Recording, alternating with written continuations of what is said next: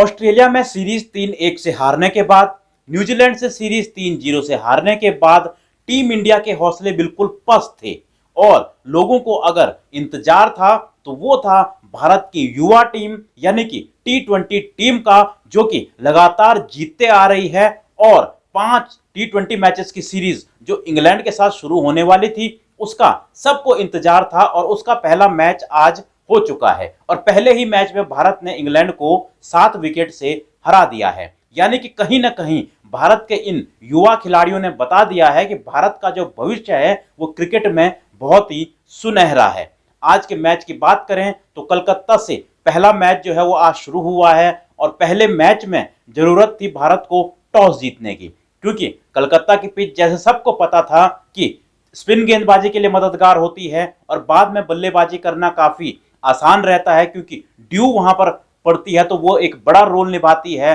और सूर्य कुमार यादव ने पहले ही मैच में टॉस जीता और उन्होंने सीधा गेंदबाजी चुनी और जहां स्पिन के लिए मददगार पिच मानी जा रही थी उस पर एक बार फिर से अर्शदीप सिंह ने अपने पहले ही ओवर में इंग्लैंड का विकेट ले लिया और उसके बाद हार्दिक पांड्या ने दूसरे ओवर में कुछ रन जरूर पिटाए, लेकिन अर्शदीप सिंह ने अपने अगले ही ओवर में इंग्लैंड का एक और विकेट चटकाकर इंग्लैंड पर दबाव बना लिया था।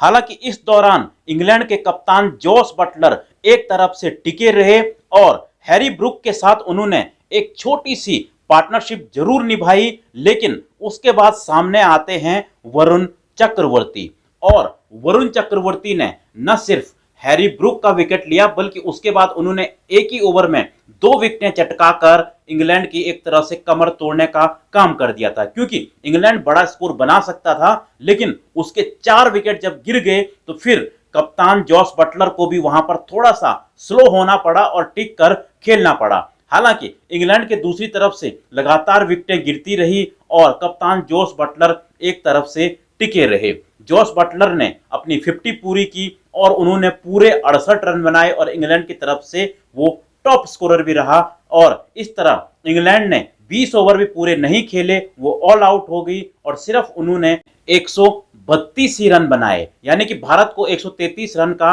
टारगेट मिला था। अब बारी थी भारत की बल्लेबाजी की। सबकी नजर एक बार फिर से संजू सैमसन पर थी, क्योंकि उन्होंने T20 में अभी अपनी जो लास्ट T20 मैच उन्होंने खेला था उसमें उन्होंने सेंचुरी बनाई थी, तो उम्मीद संजू सैमसन से थी। लेकिन दूसरी तरफ थे अभिषेक शर्मा, जी हां, जो अक्सर अपनी ताबड़तोड़ बल्लेबाजी के लिए जाने जाते हैं। संजू सैमसन हालांकि जल्दी आउट हो गए, 26 रन उन्होंने बनाए, लेकिन अभिषेक शर्मा ने दूसरी तरफ से ताबड़तोड़ बल्लेबाजी जारी रखी और एक तरह से अभिषेक शर्मा ने इंग्लैंड के गेंदबाजों में कोहराम मचा दिया था। इंग्लैंड के गेंदबाजों को पता ही नहीं चल रहा था कि वो कहां गेंदबाजी करें और सिर्फ चौके ही नहीं, वो छक्कों में भी डील कर रहे थे। हालांकि कप्तान सूर्य कुमार यादव आज चल नहीं पाए और सिर्फ अभिषेक शर्मा की पारी की बदौलत ही भारत जो है ये मैच जीत गया। अभिषेक शर्मा की बात करें तो अभिषेक शर्मा ने पूरे 79 रन बनाए सिर्फ 34 बॉलों में, जिसमें इन्होंने 5 चौके और 8 छक्के भी लगाए। 232 का इनका स्ट्राइक रेट था।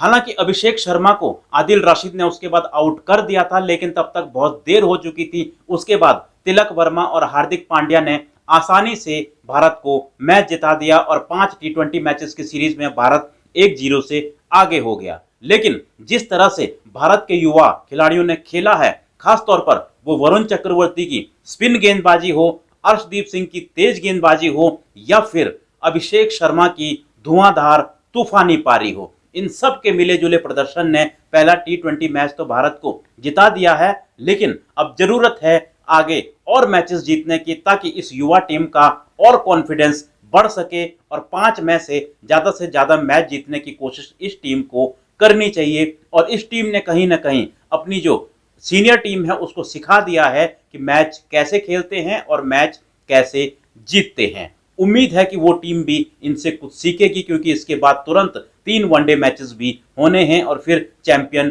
ट्रॉफी भी है। तो फिलहाल अभिषेक शर्मा की पारी या फिर भारत के गेंदबाजों के बारे में आप लोग भी अपनी राय कमेंट बॉक्स में दे सकते हैं। मिलता हूं मैं आपको एक और ऐसी ही वीडियो में।